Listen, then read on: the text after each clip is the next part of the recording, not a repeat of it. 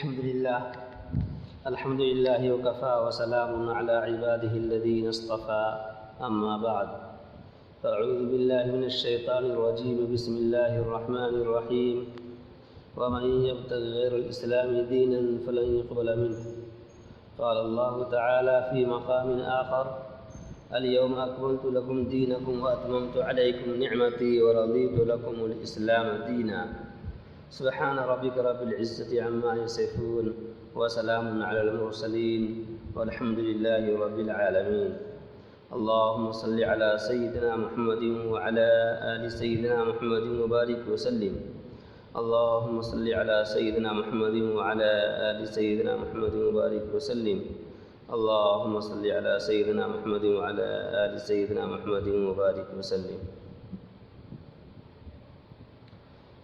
میرے محترم بھائیو دوستو،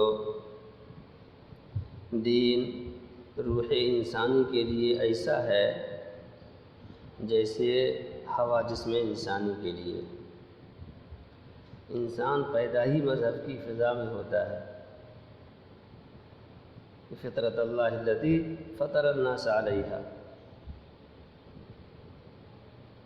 کہ اللہ تعالیٰ نے جس فطرت پہ پیدا فرمایا ہے لوگوں کو، اس فطرت پر چلو، یہ حکم فرمایا۔ نبی کریم صلی اللہ علیہ وسلم نے بھی حدیث مبارکہ کے اندر ارشاد فرمایا کہ ہر بچہ فطرت اسلام پر پیدا ہوتا ہے، پھر ماں باپ اس کو یہودی بنا دیتے ہیں، نصرانی بنا دیتے ہیں، مجوسی بنا دیتے ہیں۔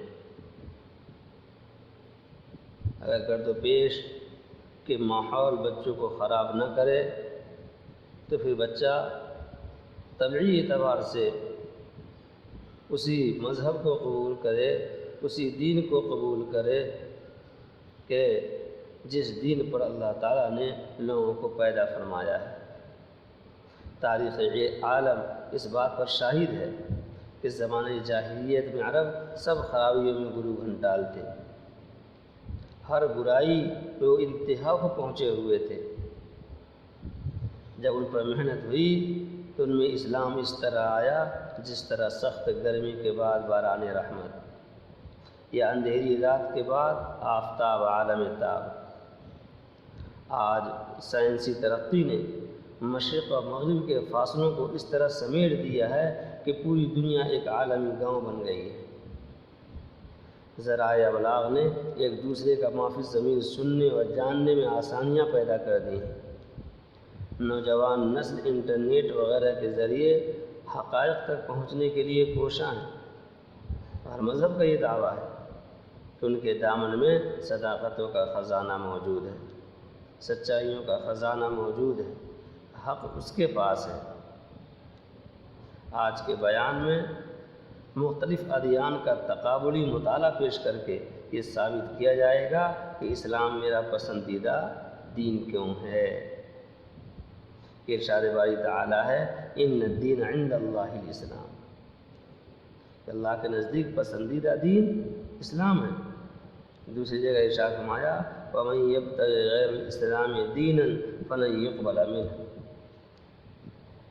کہ جو شخص دین اسلام کے علاوہ کوئی دوسرا دین لے کر پہنچے گا تو وہ دین اللہ کے نزدیک مقبول نہیں ہوگا۔ اور صرف یہی نہیں کہ مقبول نہیں ہوگا بلکہ وہ دین اس کے منہ پر مار دیا جائے گا۔ وہ فی الآخرۃ من الخاسرین، وہ ٹوٹے اور خسارے میں ہوگا، ہمیشہ کی تباہی میں ہوگا۔ یہ جگہ ارشاد فرمایا الیوم اکملت لکم دینکم، کہ آج کے دن میں نے تمہارے دین کو مکمل کر دیا۔ واتممت علیکم نعمتی، اور میں نے تمہارے اوپر اپنی نعمت کو مکمل کر دیا۔ ورضیت لکم الاسلام دینا، اور میں نے تمہارے لیے دین اسلام کو پسند کیا۔ دنیا کے مختلف آسمانی ادیان اپنے اپنے وقت میں رب العالمین کی طرف سے بھیجے گئے، دین اسلام سب سے آخر میں آیا، لہذا سب سے زیادہ کامل اور اکمل ہے۔ پہلے ادیان، پہلے مذاہب کے نام عموماً کسی شخصیت کے نام پر رکھے گئے یا کسی قبیلے کے نام پر۔ مثلا یہود ایک قبیلہ تھا جس کی وجہ سے یہودی مشہور ہو گئے۔ حضرت عیسیٰ علیہ السلام کی قوم کو عیسائی کہا جاتا ہے۔ زرتشت کا مذہب اپنے بانی کے نام پر مشہور ہوا، بدھ مت کا مذہب بدھا کے نام پر مشہور ہوا، جبکہ دین اسلام کا معاملہ جدا گانا ہے۔ اسلام نہ کسی آدمی کا نام تھا، نہ کسی قبیلے کا، اور نہ کسی جگہ کا نام تھا۔ اسلام کا لفظی مطلب ہے فرما برداری، اپنے آپ کو اللہ تعالیٰ کی سپرد کر دینا۔ اللہ تعالیٰ نے ابراہیم علیہ السلام سے فرمایا اسلم، کہ اپنے آپ کو میرے سپرد کر دو۔ حضرت ابراہیم علیہ السلام نے فرمایا اسلمت لرب العالمین، کہ میں نے اپنے آپ کو رب العالمین کے سپرد کر دیا۔ پھر کیسے سپرد کیا دنیا جانتی ہے۔ گویا جو شخص کلمہ پڑھ کر مسلمان ہوتا ہے وہ اللہ تعالیٰ کے سامنے ہتھیار ڈال دیتا ہے۔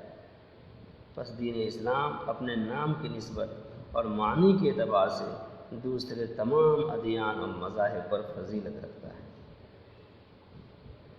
بنی اسرائیل میں ہزاروں انبیاء علیہ السلام گزرے، بعض پر الہامی کتب بھی نازل ہوئی۔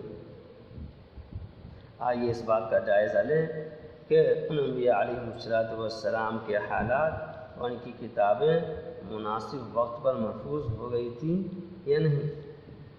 حضرت داؤد علیہ السلام پر زبور نازل ہوئی، مگر ان کی وفات سے 500 سال بعد لکھی گئی، اور اس میں 100 شاعروں کا کلام بھی داخل کر دیا گیا، جیسے مثنوی مولانا روم، گلستان اور وسطی وغیرہ کے بعض اشعار بڑے اچھے، تاہم ان کو قرآن میں شامل نہیں کیا جا سکتا، لیکن انہوں نے اپنے وقت کے 100 شاعروں کا منتخب کیا ہوا کلام زبور میں شامل کر دیا۔ حضرت موسیٰ علیہ السلام پر تورات نازل ہوئی۔ اہل بابل نے 6 صدی قبل مسیح میں بیت المقدس کو تباہ کیا تو تورات کی تختیاں ضائع ہو گئیں۔ پھر 5ویں صدی قبل مسیح میں جب بنی اسرائیل رہا ہوئے تو انہوں نے نئی تورات لکھی، یعنی عیسیٰ علیہ السلام کی پیدائش سے 500 سال پہلے یہ کتاب لکھی گئی۔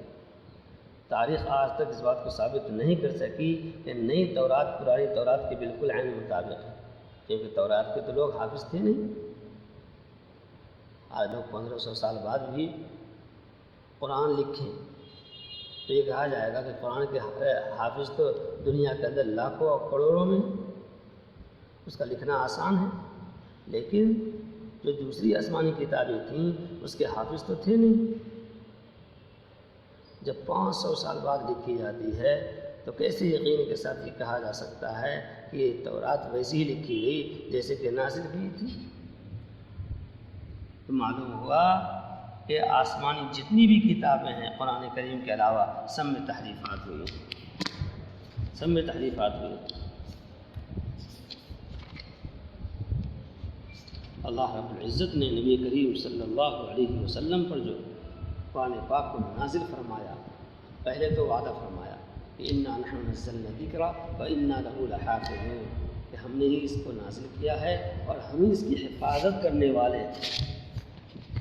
اور پھر اس کا ایسا نظام بنایا کہ کائنات کے اندر قرآن کریم کے علاوہ کسی دوسری کتاب کی حفاظت کا ایسا انتظام تصور میں بھی نہیں آیا ہوا کسی کے۔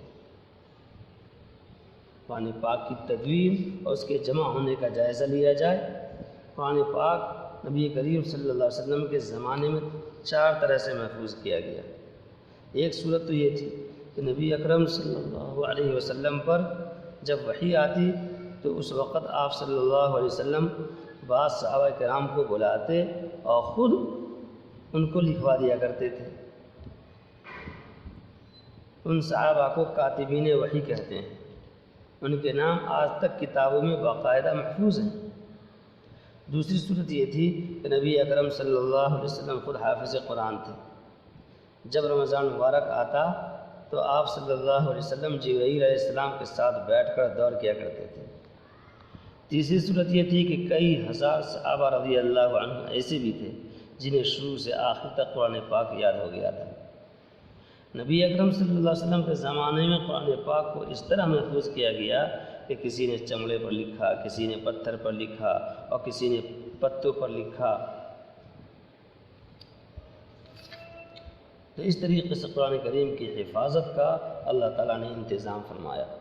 جنگ یمامہ میں جب بہت سے حفاظ شہید ہوئے تو سیدنا صدیق اکبر رضی اللہ عنہ نے حضرت عمر رضی اللہ عنہ کے مشورے سے قرآن پاک کے مکتوبہ اجزاء کو یکجا کروایا۔ حضرت زید بن ثابت رضی اللہ تعالیٰ عنہ کی سربراہی میں حفاظ صحابہ کرام رضی اللہ عنہم کی جماعت بنا دی اور فرمایا کہ سارے قرآن کو ایک جگہ پر اس طرح اکٹھا کریں کہ ایک حرف میں بھی تبدیلی نہ ہو۔ لہذا صدیق اکبر رضی اللہ عنہ کو جامع قرآن بننے کا شرف نصیب ہوا۔ سیدنا عثمان غنی رضی اللہ عنہ نے اپنے دور میں، اپنے خلافت کے دور میں قرآن مجید کے 4 نسخے ایک جیسے لکھوائے اور دنیا کے مختلف ممالک میں بھیجے۔ ان 4 میں سے 2 نسخے اس وقت بھی محفوظ ہیں، ایک تاشقند میں ہے اور دوسرا استنبول میں ہے۔ اور حضرت عثمان غنی رضی اللہ تعالیٰ عنہ کے صحیفے پر ان کی شہادت کے وقت خون مبارک گرا تھا کہ جب آپ فَسَيَكْفِيكَهُمُ اللَّهُ وَهُوَ السَّمِيعُ الْعَلِيمُ۔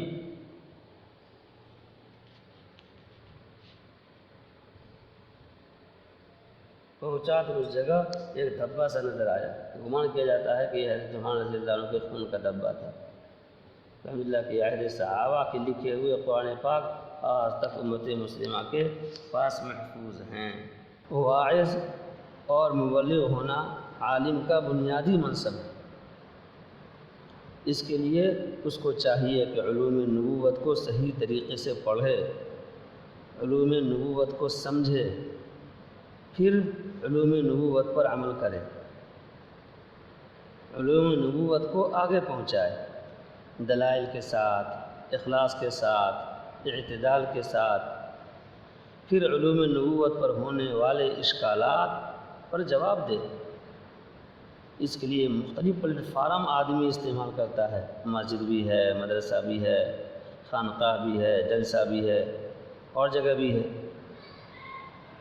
اس وقت سب سے بہترین اور مؤثر پلیٹ فارم وہ میڈیا ہے، اور میڈیا پرنٹ میڈیا ہو جیسے کتب ہیں، رسائل ہیں، جرائد ہیں، اخبارات ہیں، یہ چیزیں ہیں، یا الیکٹرانک میڈیا ہو جیسے چینلز ہیں، ٹی وی ہیں، سوشل میڈیا ہے، یہ سب اس کے اندر شامل ہیں۔ شرعی حدود میں رہتے ہوئے ایسے پروجیکٹ بنانے چاہیے۔ آج کل میڈیا کا دور ہے، نوجوان نسل کو اپنے ہیروز سے متعارف نہیں کروائیں گے تو وہ غلط ڈرامے اور فلمیں دیکھیں گے۔ ہمارے ہیروز پر مغرب فلمیں بناتا ہے، اس کو غلط رنگ دے کر پیش کرتا ہے، جس سے لوگ گمراہ ہوتے ہیں، جن میں ان لوگوں کی عظمت رفتہ نہیں آتی۔ مسلمان حکومت اور میڈیا ہاؤسز کو چاہیے کہ علماء کرام اور اہل علم کی نگرانی میں ایسے پروجیکٹ تیار کروائیں جس سے امت کی عظمت رفتہ کی صحیح تصویر سامنے آ سکے، نوجوان نسل کی اخلاق و کردار کی تعمیر ہو سکے۔ تاریخی پہلو کے علاوہ مختلف معاشرتی اور اخلاقی موضوعات پر بھی اسلامی تعلیمات کو اجاگر کرنے والے ایسے پروجیکٹ وقت کی اہم ضرورت ہے۔ اسی کے پیش نظر ہمارا یوٹیوب چینل محسن اسلامی اردو آپ کی خدمت میں پیش کیا جا رہا ہے، جن میں مختلف مضامین پر بیان کیے جائیں گے۔ فقط محمد اظہار آپ سے گزارش ہے ہمارے محسن اسلام ان اردو چینل کو سبسکرائب کریں اور بیل آئیکن کو دبائیں، جس سے کہ ہمارے آنے والی اگلی ویڈیو آپ کے پاس جلد سے جلد پہنچ سکے، اور اسے لائک اور شیئر کرنا نہ